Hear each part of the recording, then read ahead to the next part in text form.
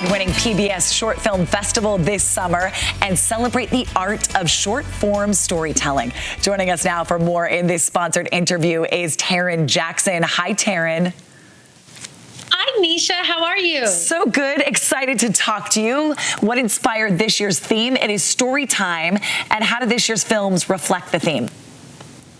Yes, so we decided, we are in year 13 of the PBS Short Film Festival, and we decided it was time to really celebrate the art of storytelling. It is not easy to tell a nice, full story within a short amount of time. So these films, this is a short film festival. They're between 8 to 12 minutes. That's really our sweet spot for the 15 films that are in the film festival. And, it takes a lot of it's not easy to tell a good story in that short amount of time. So that's why we decided on the theme of story time, so that we could really celebrate that it's an art form. It takes an art form to tell this type of story and to tell all the stories, because there's so many different stories, but to do it in a short amount of time. Well, so many different stories, and in the past 13 years, they've been about love and acceptance and family and strength and equality.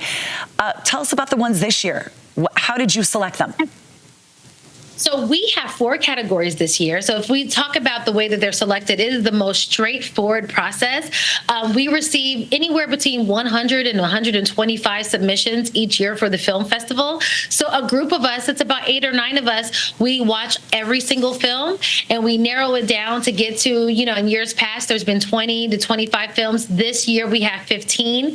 We've broken them up into 4 categories. We have heroes, which is exciting because this is our first time having a heroes category, environment, family, and society. So we have 4 categories for our 15 films this year. And, they go from anywhere. We have our first musical in this year's film festival. So that is a wild one. The story itself is, it's all over the place. And I just am so excited to see how viewers what they think about a musical being, a short film. So I'm excited to hear the response to that one. But then we get a little bit heavy. We go heavy when it comes to talking about assault. The Underground does that, talking about what happens in the subway stations.